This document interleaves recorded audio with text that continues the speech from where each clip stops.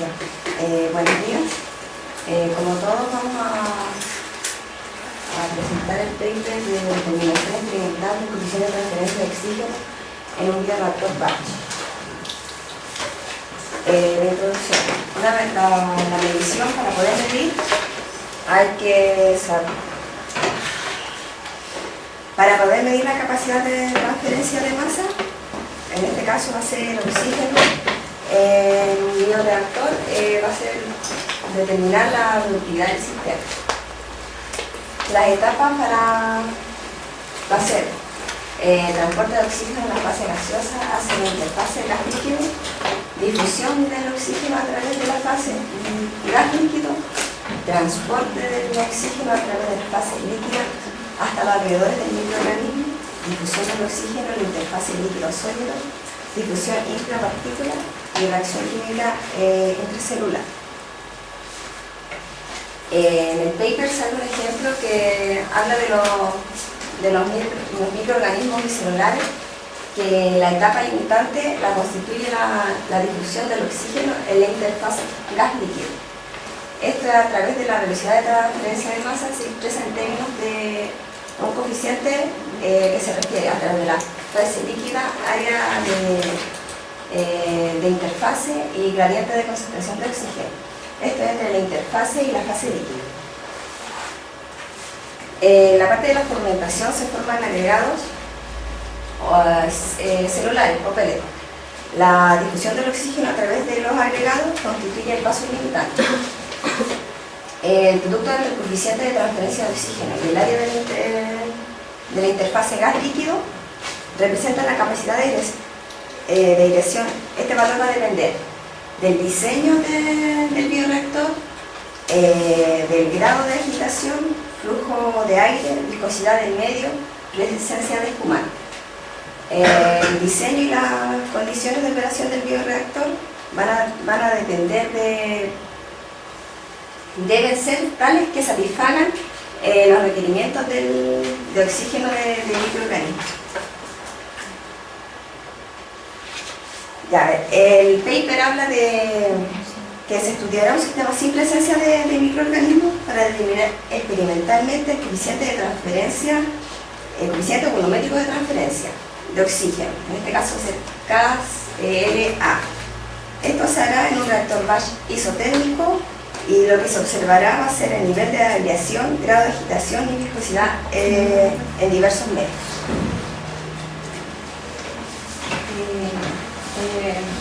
También me quería hablar sobre la caracterización del proceso.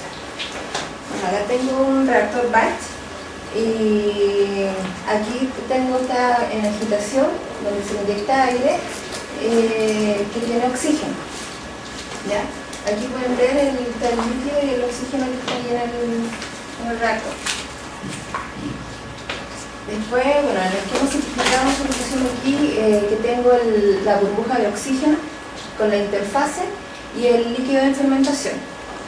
Y acá tengo el esquema que es transferencia de masa de gas a líquido. Esta parte es la interfase. Acá tengo una presión cualquiera, la presión en la interfase, la concentración en la interfase y la concentración del líquido, de oxígeno en el líquido.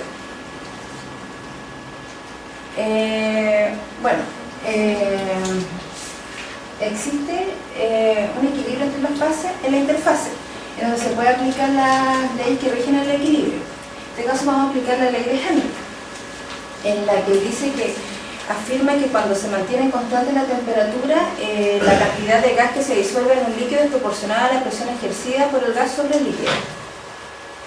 Y esa es la constante. Bueno, los coeficientes de transferencia de masa tengo dos. En este caso, uno aplicado por la fuerza impulsora por diferencia de concentración, que es el que vimos que es concentración en la interfase menos la concentración en el líquido, como vimos anteriormente en el esquema. Y la fuerza impulsora por diferencia de presión, que es la presión en un punto fuera de la interfase menos la presión en la interfase. Los coeficientes globales difícilmente se conocen valores el de concentración en la interfase y presión en la interfase, por lo que se usan coeficientes globales de transferencia de masa. En este caso, el coeficiente global de fuerza impulsora sería del P, digamos, de una presión que está lejos de la interfase menos la concentración de oxígeno en el líquido. Y el coeficiente global sería, basado en el líquido, sería este, y el coeficiente global basado en el gas sería esa ecuación, cambiando los coeficientes anteriormente que había nombrado. Bueno, para este paper se utilizó utilizaron definición para la velocidad de transferencia. Claro, eso, definición de la velocidad de transferencia.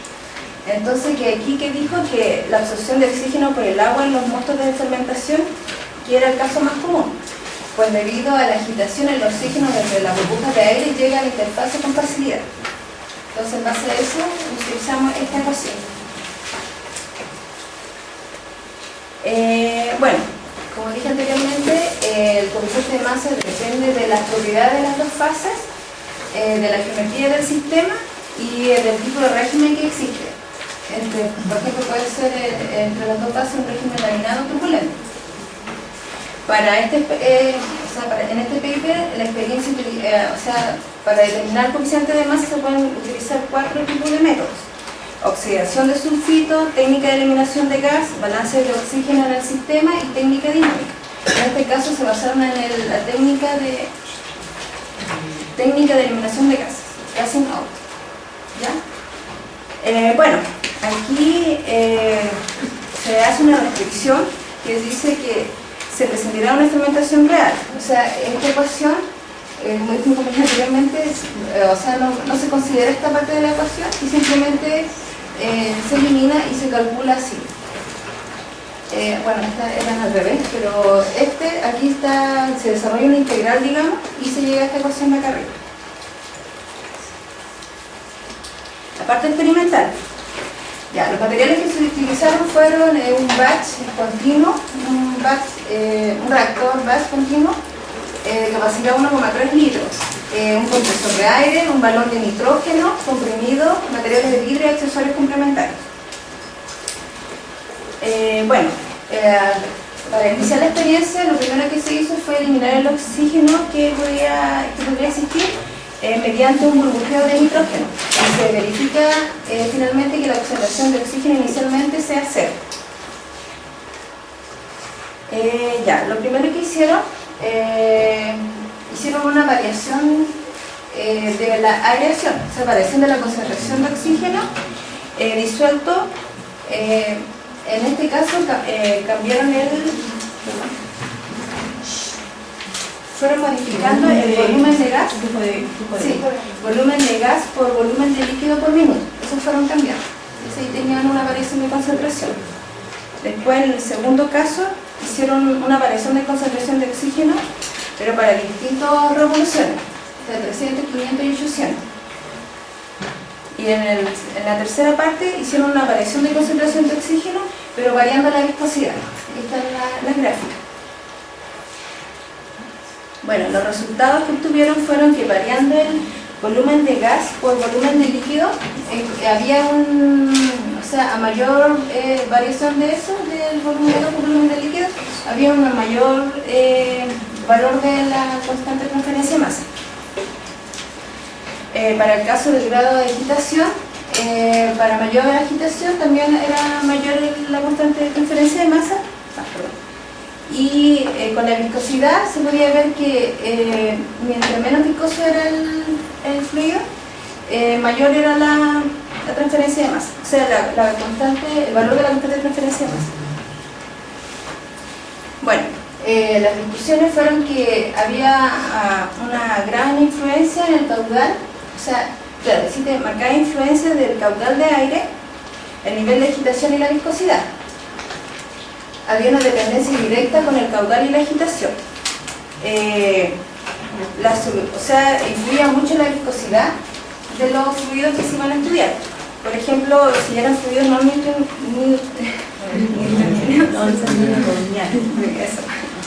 era necesario realizar mediciones in situ para estimar un valor adecuado de la constante de transferencia de masa.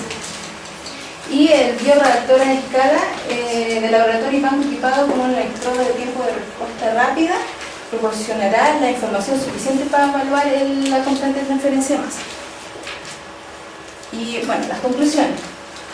Dice que, bueno, existe una relación directa con la aireación y la agitación y una relación de dependencia inversamente proporcional con la viscosidad del medio. Bueno, que ahí también dijeron que es buena una alternativa siempre, o sea, que el método era una buena alternativa de medición. Siempre que el sistema de medición, esté equipado con un electrodo de tiempo de respuesta rápido. Y por último, que, o sea, en el caso de, como anteriormente dije, que esta parte no se consideraba, bueno, si queríamos determinar el coeficiente de transferencia de masa en presencia de microorganismos, también se podía hacer aumentando esta parte de la ecuación. Eso.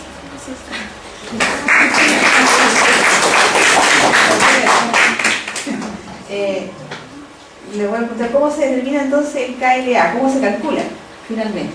En todos los datos, ¿cómo se calcula? ¿De dónde se calcula el KLA? Ah, ya. El KLA.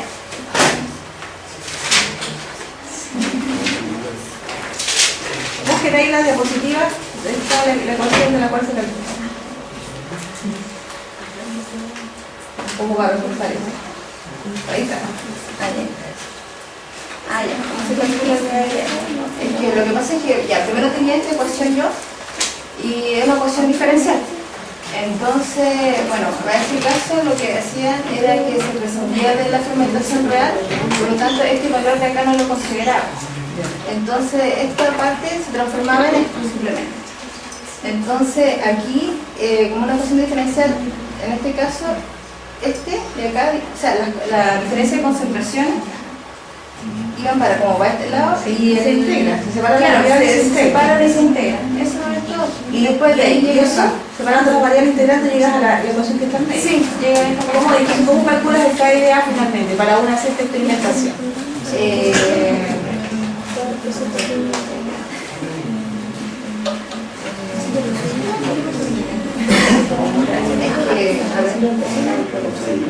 Es la pendiente, el logaritmo natural es una línea recta, el CL varía en función del tiempo, la pendiente de esa recta es KLA.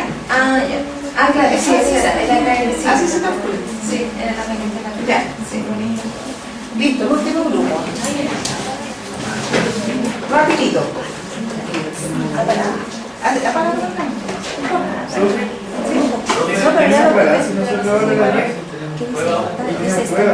¿Y son 10 para 10? Ya no alcanzamos, no tengo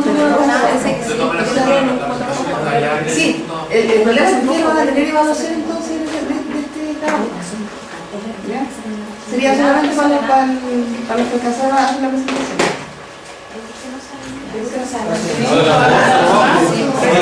Ahora tienen 10 para 10. No, pero no van a alcanzar el día. Cada uno empiezan ellos.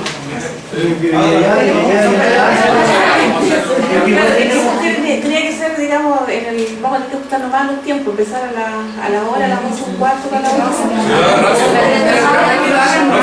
Profe, si lo hacen la próxima clase, un ratito. No, es que era esta clase para que tengo que poner pero háganlo. Sí, por eso me llegan 5 minutos. Ya me llegan 5 minutos. Ah, ya. No, pero hacer una nota muy discreta. Le voy a avisar. ¿Para casa? ¿Ah? Le voy a avisar al ya va a llegar un poquito. Dicen nomás. Dicen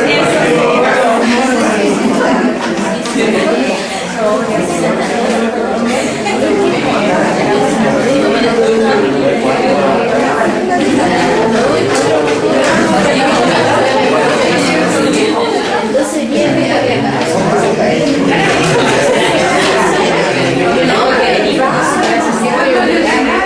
y de la